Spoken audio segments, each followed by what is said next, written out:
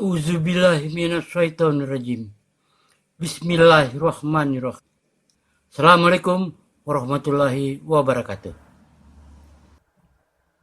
Rasulullah menangis dijadikan saksi bagi umat yang kafir.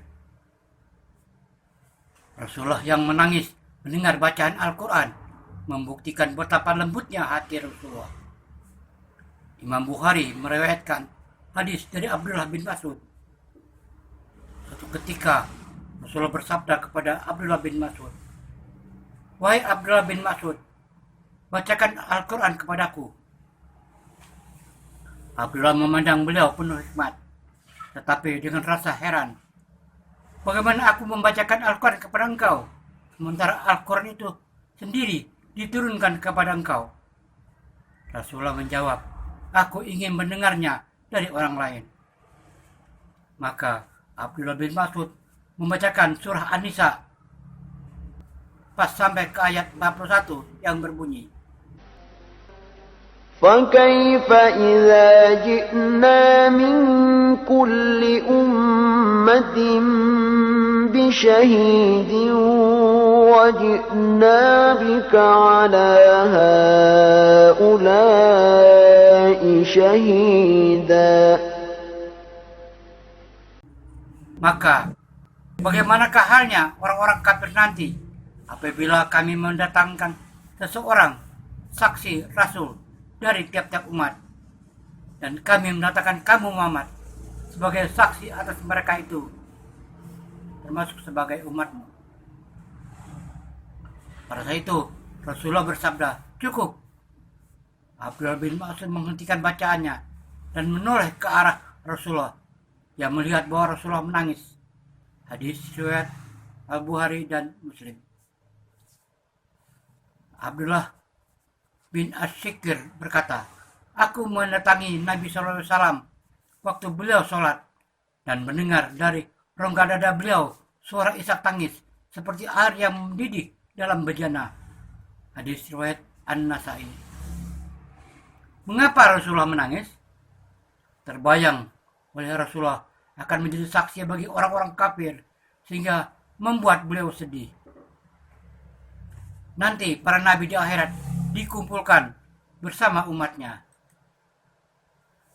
Allah bertanya kepada umat Nabi Nuh yang kafir, "Mengapa kalian melanggar perintahku? Apakah Nuh tidak menyampaikan risalahku kepada kalian?" Umat Nabi Nuh yang kafir menjawab, "Nuh tidak pernah menyampaikan risalahmu kepada kami."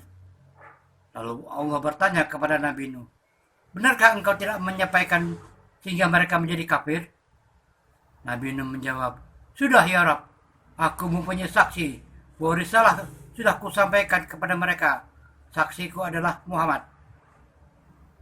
Lalu Allah memanggil Nabi Muhammad, "Bagaimana engkau Muhammad bisa menjadi saksi bagi umat Nabi Nuh, padahal engkau tidak hadir jauh dari masa umat Nabi Nuh?"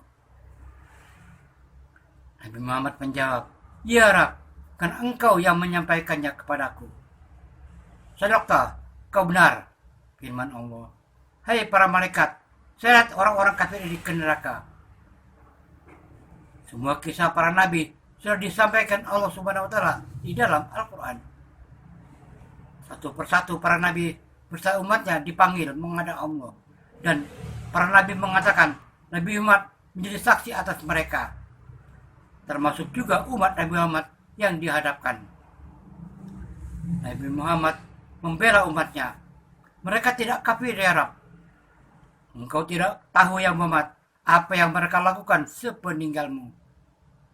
Inilah yang membuat Nabi Muhammad menangis, karena ada umatnya yang akan masuk neraka.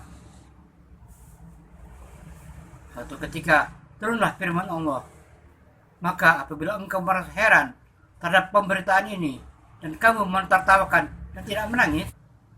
Surah 53 An-Najm ayat 59 sampai 60. أَفَمِنْ هَذَا الْحَدِيثِ تَعْجَبُونَ وَتَضْحَكُونَ وَلَا تَبْكُونَ. Maka apakah kamu merasa heran terhadap pemberitaan ini dan kamu menertawakan dan tidak menangis? Mendengar ayat ini, para ahli sufah nangis hingga air mata mengalir memenuhi pipi mereka. Ahlus sufah adalah orang-orang fakir yang tinggal di selasar masjid karena tidak memiliki tempat tinggal. Ketika Rasulullah mendengar isak tangis ahlus sufah, beliau pun ikut menangis.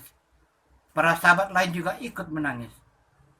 Setelah itu Rasulullah bersabda, tidak akan masuk neraka orang yang menangis karena takut kepada Allah, dan tidak akan masuk surga orang yang terus melakukan maksiat. Kiranya kalian tidak melakukan dosa, pasti Allah akan menggantikan kalian dengan orang-orang yang berbuat dosa. Lalu Dia ampuni mereka. Orang yang menangis di dunia karena takut kepada Allah akan tertawa di akhirat nanti.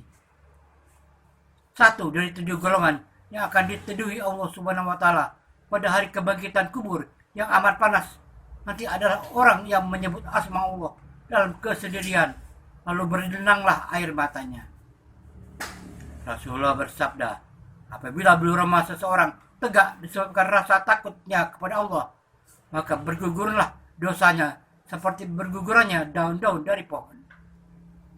Wallahu a'lam bishawab. Semoga bermanfaat. Assalamualaikum warahmatullahi wabarakatuh.